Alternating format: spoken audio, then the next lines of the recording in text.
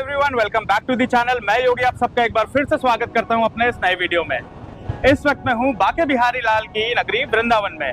आप भी वृंदावन धाम आने के लिए प्लान कर रहे हैं तो इस वीडियो में लास्ट तक बने रहिएगा। बहुत सारी यूजफुल टिप्स और वैल्यूएबल इन्फॉर्मेशन मैं आपको देने वाला हूँ ताकि आप अपनी ट्रिप प्लान कर सकें।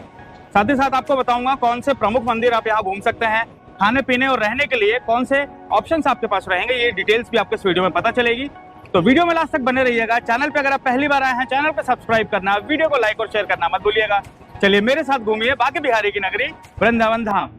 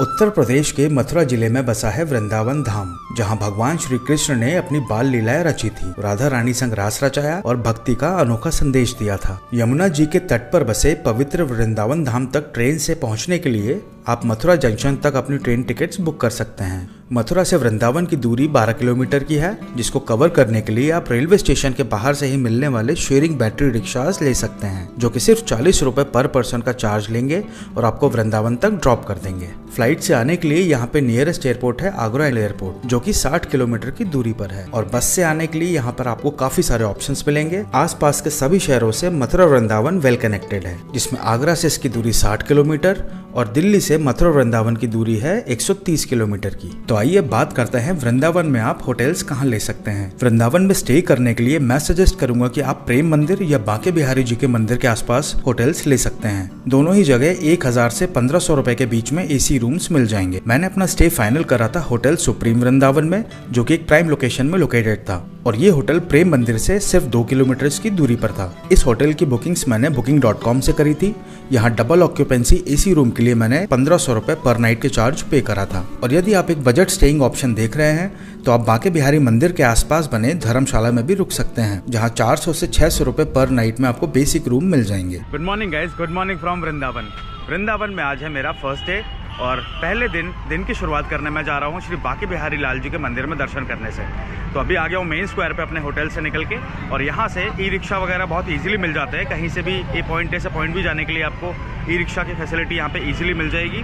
20 रुपये या 30 रुपये में आप शेयरिंग ऑटो करके आगे जा सकते हैं किसी भी मंदिर की तरफ, और रिजर्व करके जाना है तो 100 से 150 रुपीज़ का चार्ज लगता है। चलिए ई रिक्शा में बैठते हैं और चलते हैं श्री बाके बिहारी लाल जी के दर्शन करने के लिए। राधे राधे।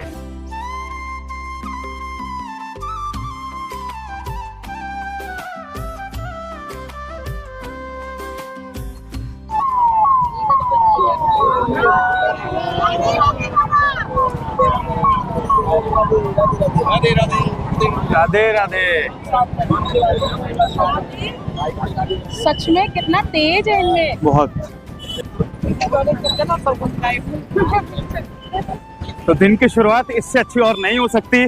सुबह सुबह निकला था बाके बिहारी लाल जी के दर्शन करने के लिए, और प्रेम मंदिर के रास्ते में ही यहाँ से प्रेमानंद महाराज जी की सवारी निकली और मेरे को भी उनके दर्शन हो गए। आप लोगों को मैंने थोड़ी सी ग्लिम्स दिखाने की कोशिश करी है।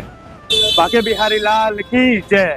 तो वृंदावन के कुंज गलियों में आ गया हूँ, और यहाँ से कुछ दूरी पे वॉकिंग डिस्टेंस पे ही है बाके बिहारी लाल जी का मंदिर। ऑटो वाले भैया ने कहा आप सबसे पहले तो अपना चश्मा उतार के बैग में रख लीजिए, नहीं तो बंदर यहाँ पे उठा के ले जाएंगे, फिर आप परेशान होते रहेंगे। तो मैंने रख लिया हालांकि, लेकिन पावर वाला चश्मा मेरे को देखने में थोड़ी सी प्रॉब्लम हो रही है।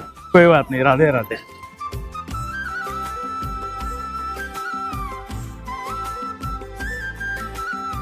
तो वृंदावन की कुंज गली में घूमते घूमते दीदी मिल गई और ये मुझे टीका लगा रहे हैं। हाँ, इस तरीके से आप भी लगवा सकते हैं यहाँ पे। राधे राधे। ले लो थोड़ा 50 के जोड़ा, ये 50 की जोड़ी है। ले लो थोड़ा 50 के जोड़ा।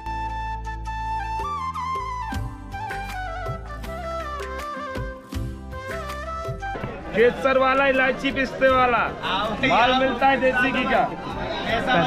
400 रुपए kg है। दूध मलाई में, इलायची पिस्ते में माल मिलेगा ताजी वाला। मंदिर के दर्शन के टाइमिंग के दौरान आप कभी भी आएंगे आपको इसी तरीके का रश मिलेगा। आज तो फिलहाल बता रहे हैं रश कम है, अदरवाइज वीकेंड्स में तो और डबल हो जाता है।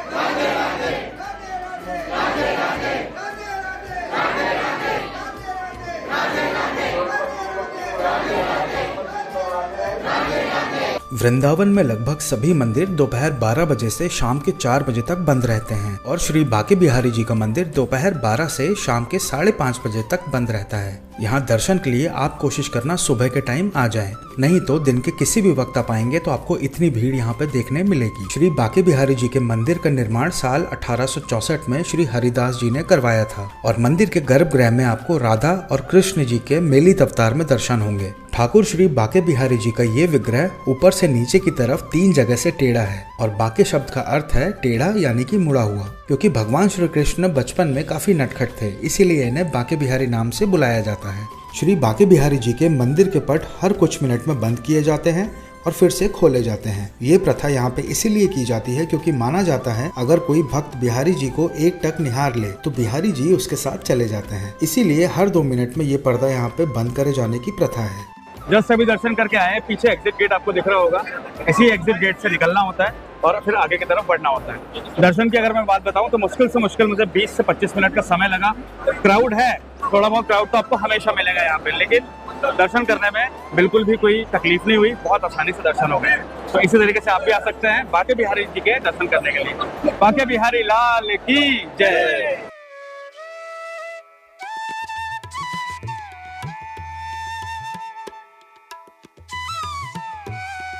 तो ये वाला जो गेट आपको दिख रहा है ऑरेंज कलर का, यही एंट्री गेट है राधा वल्लभ जी मंदिर का और बांके बिहारी लाल मंदिर से ही सिर्फ 600 मीटर के डिस्टेंस पे है, एक ही सेम गली से ही है और यहाँ से आप एंट्री करेंगे दर्शन करने के लिए।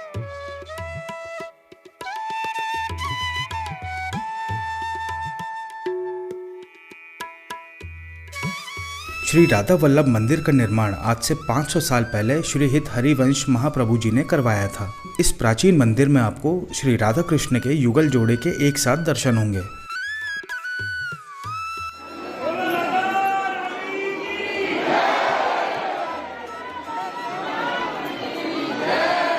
श्री बांके बिहारी जी के मंदिर की तरह यहाँ पर भी पर्दा प्रथा का पालन होता है और हर कुछ मिनट में ये पर्दा बंद कर दिया जाता है और दर्शन के लिए दोबारा खोला जाता है।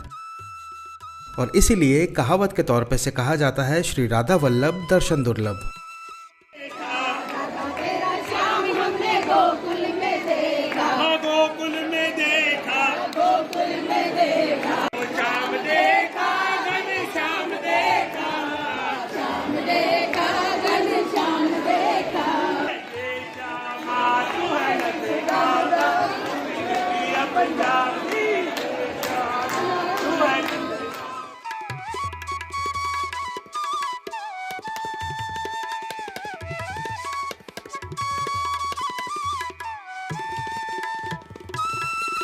तो राधा वल्लभ जी के दर्शन करने के बाद कुछ ही दूरी पे है निधि वन।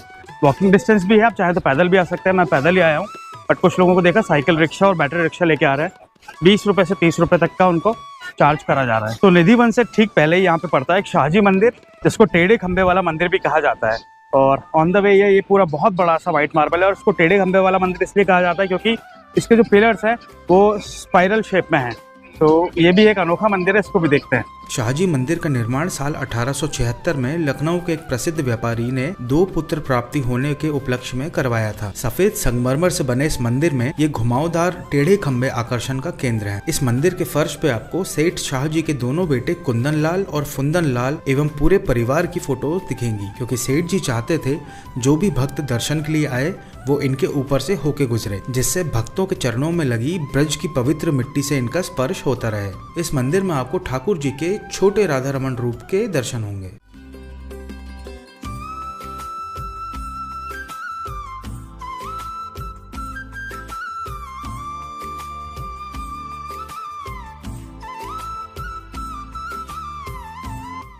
तो निधि वन के अंदर ही शूज स्टैंड है, वहाँ शूज वगैरह उतार दिए। अब यहाँ से अंदर चलते हैं निधि वन के एरिया।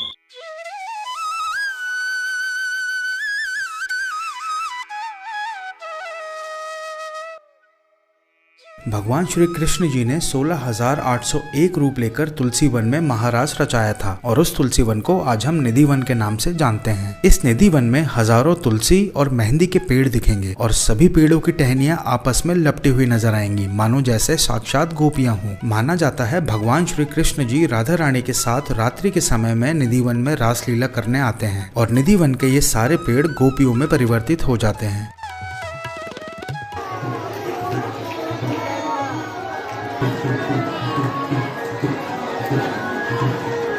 निधि वन में शाम के आरती हो जाने के बाद यहाँ किसी का आना और यहाँ पे रुकना मना है और यदि किसी ने चोरी छुपे रासलीला देखने की कोशिश करी है तो वो पागल हो गए हैं या फिर उनकी मृत्यु हो गई थी। निधि वन में आपको उन लोगों की समाधि भी दिखेगी जो कि रात में भगवान श्री कृष्ण जी के दर्शन करने के लिए घुसे थे, लेकिन वो दर्शन नहीं कर सके और उनकी आत्मा शरीर से छीन ली गई।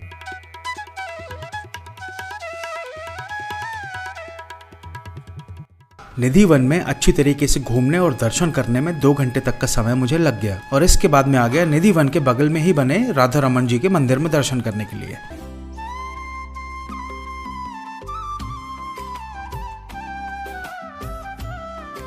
माना जाता है करीब 500 साल पहले चैतन्य महाप्रभु जी के आदेश पर उनके शिष्य गोपाल भट्ट जी नेपाल की गंडकी नदी से 12 शालिग्राम शिला लेके वृंदावन आए थे और उनकी पूजा करने लगे। एक दिन 11 शिला अपने रूप में थी और 12वीं शिला में श्री कृष्ण जी ने श्यामल मूर्ति स्वरूप ले लिया था और वही मूर्ति आज भी राधा रमन मंदिर में प्रतिष्ठापित है।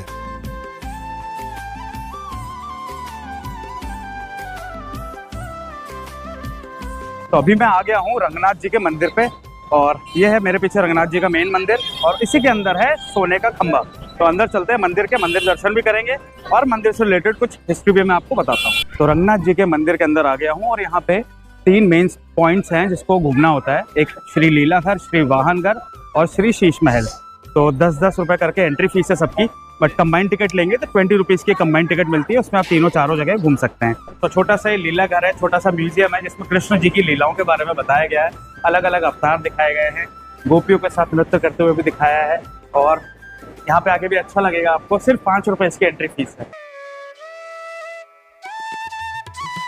रंगनाथ जी मंदिर वृंदावन का सबसे बड़ा और भव्य मंदिर में से एक है, जिसको दक्षिण भारत के एक हीरा व्यापारी ने उस समय 45 लाख रुपए की लागत से बनवाया था। मंदिर में 7 बड़े प्रवेश द्वार हैं, जो कि देखते ही समझ आएगा कि दक्षिण भारतीय शैली यानी कि द्रविडियन स्टाइल ऑफ आर्किटेक्चर में बनवाए गए थे। मंदिर में सबसे पहले आपको विष्णु भगवान जी के रंगनाथ स्वरूप के शयन मुद्रा में दर्शन होंगे और मंदिर परिसर में आपको सभी खंभों पर बहुत ही बारीक और खूबसूरत कारीगरी देखने मिलेगी और यहाँ पर बने हुए म्यूजियम्स में आपको शुद्ध सोने से बनी हुई प्राचीन मूर्तियां भी दिखेंगी। थोड़ा सा आगे बढ़ने पर आपको नजर आएगा एक विशाल स्तंभ जो कि 490 किलो सोने से बनाया गया था और इसी सोने के खंबे की वजह से इस रंगनाथ जी मंदिर को सोने के खंबे वाले मंदिर नाम से भी जाना जाता है। मंदिर परिसर में आपको बहुत ही खूबसूरत शीश महल भी देखने मिलता है।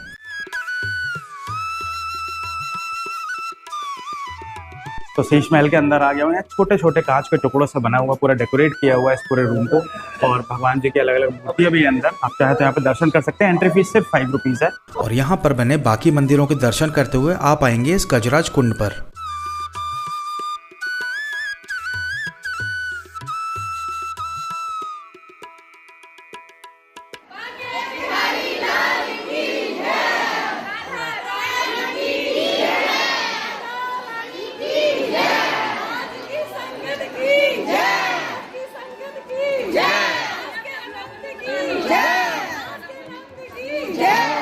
तो श्री रंगनाथ जी के मंदिर के ठीक बैक साइड में ही है गोपेश्वर महादेव टेम्पल और वहीं पे है हनुमानगढ़ी मंदिर भी। तो दोनों मंदिर के दर्शन भी आप जरूर कर लेना। अभी फिलहाल चलते हैं गोपेश्वर महादेव मंदिर के अंदर।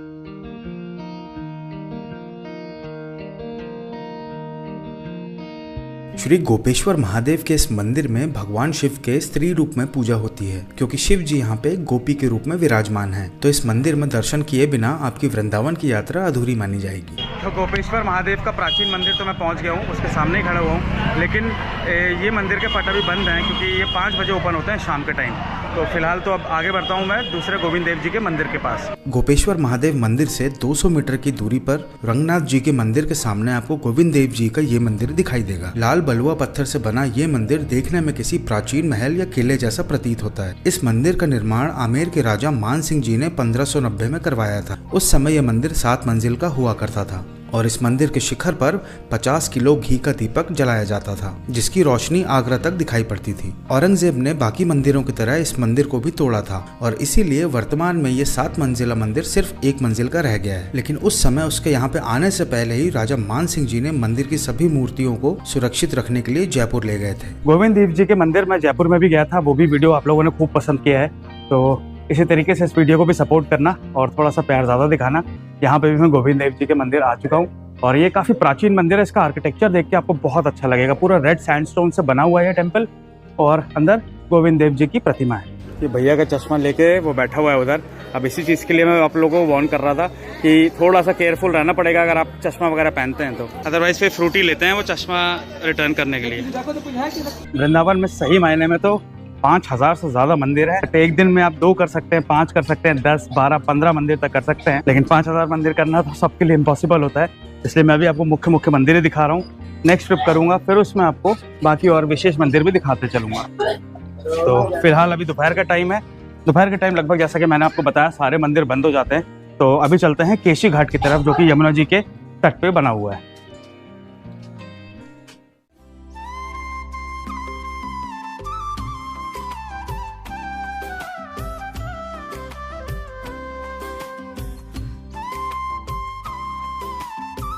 तो केसी घाट पे यमुना नदी पे आप बोटिंग वगैरह भी कर सकते हैं। बोटिंग के लिए 300 रुपीज़ पूरी रिजर्व बोट का चार्ज होता है और 50 रुपीज़ पर पर्सन में शेयरिंग के हिसाब से चलती है। 10 to 15 मिनट्स का एक पूरा राउंड लगा के फिर वापस लेके आता है। तो मैंने भी बात कर ली है, थोड़ी देर में करता हूँ बोटिंग।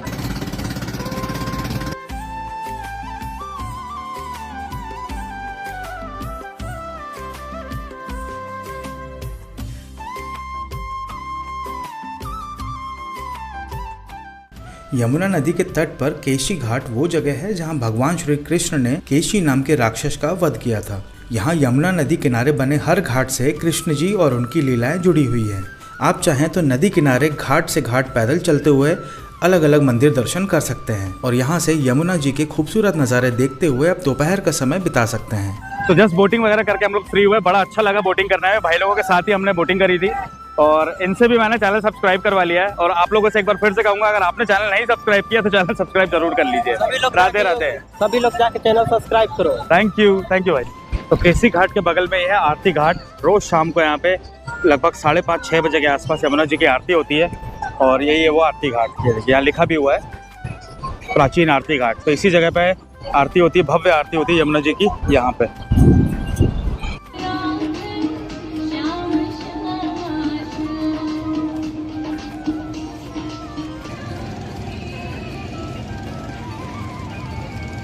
फिलहाल जिस जगह पे आ गया हूँ केशी घाट से 4 कदम दूरी पे है आरती घाट और उससे थोड़ा सा आगे बढ़ेंगे तो आपको मिलेगा कालिया घाट। कालिया घाट वो जगह है जहाँ भगवान श्री कृष्ण ने कालिया नाग का वध किया था और वहीं पे वो पेड़ है जहाँ पे कृष्ण भगवान अपनी लीलाएं करते थे। तो कालीदेव घाट के बगल में ही है चीर घाट। चीर घाट वही जगह है जहाँ पे कृष्ण भगवान लीलाएं करते थे। गोपियाँ जब यमुना नदी में स्नान करने के लिए जाया करती थी तो कृष्ण भगवान उनके वस्त्र लेके ये कदम के वृक्ष पे चढ़ जाया करते थे और उनके कपड़े टांग दिया करते थे। तो वही प्रथा आज भी यहाँ पे फॉलो होती है। यहाँ पे कपड़े मिलते हैं, चुन्नी वगैरह, तो उसको पेड़ में बांधने की एक नियम है, एक प्रथा आज भी यहाँ पे लोग फॉलो करते हैं।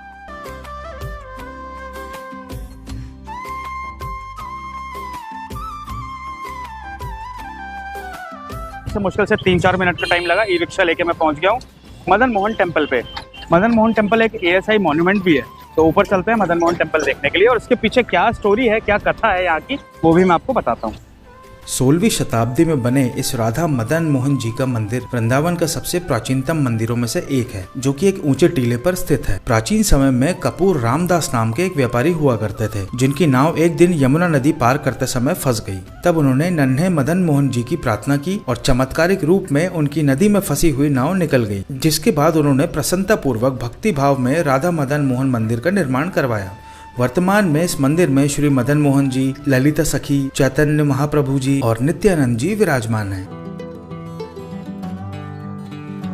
बांके बिहारी जी के मंदिर के आसपास सभी प्रमुख मंदिर और घाट देखने के बाद मैं पहुंच गया वैष्णो देवी मंदिर देखने के लिए, जो कि छठीकरा नाम की जगह पर स्थित है। बांके बिहारी मंदिर से वैष्णो देवी मंदिर 8 किलोमीटर की दूरी पर है और रिजर्व ऑटो ने यहाँ तक आने के लिए मुझसे 250 रुपए का चार्ज करा था। माता वैष्णो देवी मंदिर, जिसे 4 धाम मंदिर भी कहा जाता है, इसे बनने में 6 साल का समय लगा और मंदिर में प्रवेश करते ही आपको ये 141 फीट ऊंची माता वैष्णो देवी की भव्य प्रतिमा नजर आएगी।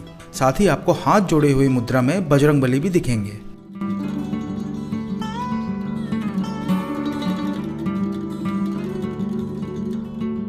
माता रानी की इस विशाल प्रतिमा के नीचे आपको वैष्णो देवी जी का मंदिर दिखेगा, जिसके अंदर चारों तरफ अलग अलग दिशाओं में भगवानों की सुंदर प्रतिमा विराजमान है और बीचों बीच माता वैष्णो देवी के पिंडी रूप में दर्शन भी होंगे।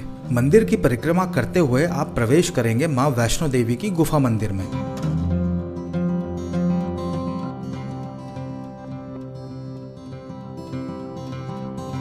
बहुत ही सुंदर अनुभव करते हुए जहां आपको माता रानी के 9 रूप के मूर्ति रूप में दर्शन होंगे और गुफा में दर्शन करते हुए आगे बढ़ने में आपको बहुत अच्छा लगेगा।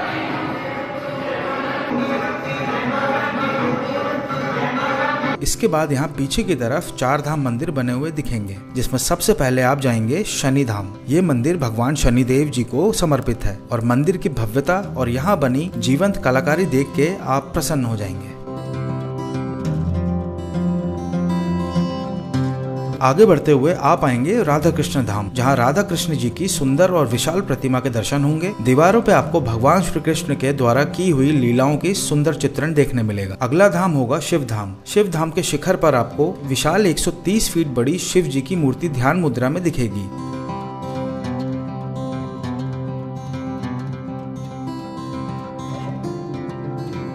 और मंदिर के अंदर आपको अलग अलग ज्योतिर्लिंग दर्शन भी होंगे।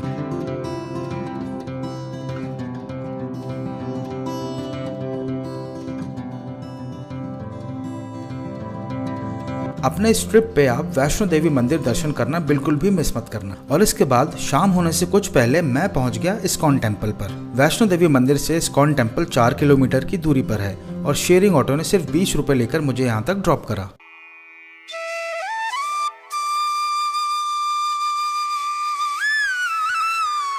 वृंदावन का इस्कॉन टेम्पल, जिसे हम श्री कृष्ण बलराम मंदिर नाम से जानते हैं, सफेद संगमरमर से बने इस सुंदर इस्कॉन मंदिर को साल 1975 में इस्कॉन सोसाइटी ने बनवाया था और हमारे देश का यह वृंदावन में बना सबसे पहला इस्कॉन मंदिर है। यहाँ आपको श्री प्रभुपाद जी के मूर्ति दर्शन होंगे, जिन्होंने साल 1966 में अमेरिका के न्यूयॉर्क शहर में इस्कॉन सोसाइटी की स्थापना की थी और भगवत गीता और यौगिक वेद के ज्ञान का प्रचार प्रसार शुरू किया। और इसके बाद यहाँ पर काफी विदेशी संगत का आना शुरू हुआ। तब से ही इसे अंग्रेजों वाले मंदिर नाम से भी जाना जाता है।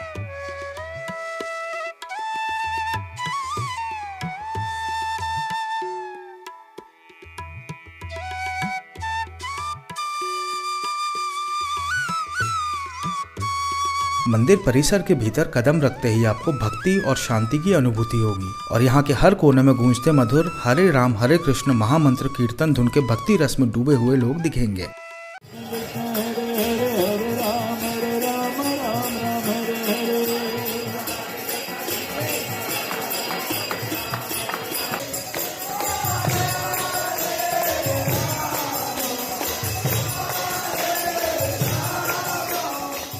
मंदिर दर्शन के बाद यहाँ मिलने वाले महाप्रसाद खिचड़ी को भी आप जरूर लेना।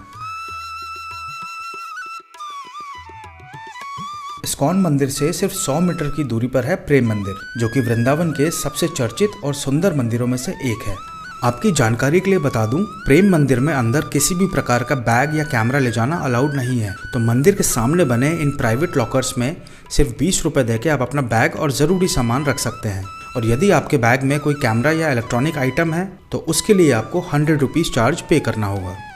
प्रेम मंदिर के परिसर में आप अपने जूते चप्पल पहन के घूम सकते हैं। सिर्फ मुख्य मंदिर में प्रवेश करने के पहले आप अपने जूते उतार लेना। प्रेम मंदिर की जो टाइमिंग्स हैं वो आपको स्क्रीन पे दिख रही होंगी। सफेद संगमरमर से बना इस दिव्य मंदिर को जगत गुरु श्री कृपालु जी महाराज ने बनवाया था। मंदिर बनने में 11 साल का वक्त लगा और साल 2012 में ये मंदिर भक्तों के लिए खोला गया।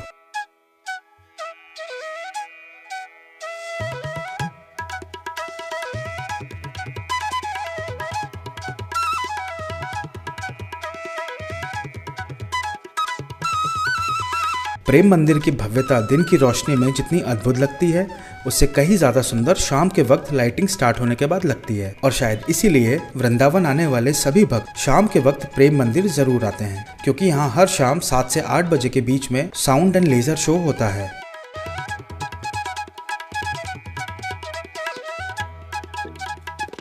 और दिन के समय सिर्फ एक सफेद रंग में दिखने वाला ये प्रेम मंदिर शाम के वक्त 7 अलग अलग रंगों में दिखता है, जो कि देखने में बहुत ही सुंदर लगता है। और यहीं पर आपको श्री कृष्ण भगवान की लीलाओं को दर्शाती हुई कई झांकियां दिखेंगी, मानो झांकियां जीवंत हो उठी हैं। तो सही मायने में प्रेम मंदिर आने का सही वक्त शाम के समय होता है।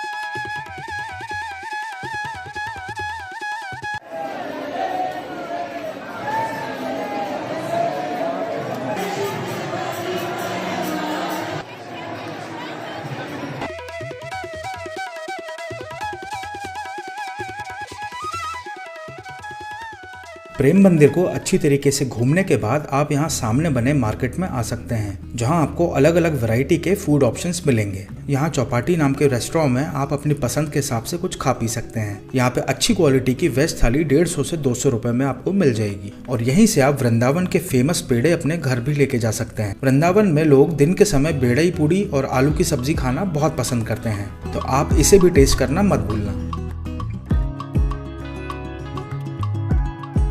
इस वीडियो में एक दिन में वृंदावन धाम में जितनी भी जगह घूमी जा सकती हैं, वो मैंने आपको एक सीक्वेंस में बता दी है, जिसकी मदद से बिना किसी कंफ्यूजन के आप ये सभी जगह और मंदिर देख सकते हैं। लेकिन आपके पास अगर वृंदावन घूमने के लिए 2 दिन का टाइम है, तो आपकी 2 डेज ट्रिप आइटनरी कुछ इस प्रकार होगी। फ्यूचर रेफरेंसेस के लिए और अपने सुविधा के लिए आप इस पेज का एक स्क्रीनशॉट जरूर लेके रख सकते हैं। आइए अब बात करते हैं इस ट्रिप में होने वाले खर्चे की। मैं मान के चल रहा हूँ कि आप अपनी इस यात्रा पे कम से कम 2 लोग तो आएंगे ही। होटल्स में यहाँ 1000 रुपीज पर डे में आपको डिसेंट AC रूम्स मिल जाएंगे।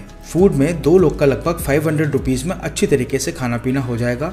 और ट्रांसपोर्ट में यहाँ ई-रिक्शा में 20-30 रुपीज में आप एक जगह से दूसरी जगह जा सकते हैं, जिसमें दिन भर में 2 लोगों का लगभग 300 से 400 रुपए में इजीली हो जाएगा। बोटिंग के लिए 2 लोगों को 100 रुपीज में होगा और यहाँ किसी भी जगह एंट्री फीस नहीं लगती है। तो 2 लोग के बीच में टोटल 2000 रुपीज का खर्चा होगा और इस हिसाब से 1000 रुपीज पर पर्सन कॉस्ट में आप वृंदावन धाम को अच्छी तरीके से घूम सकते हैं। अगर आप इससे भी कम बजट में यहाँ घूमना चाह रहे हैं, तो आप होटल्स का ऑप्शन ड्रॉप करके किसी धर्मशाला में स्टे कर सकते हैं, जो कि आपको 200 से 400 रुपए में इजीली मिल जाएगी।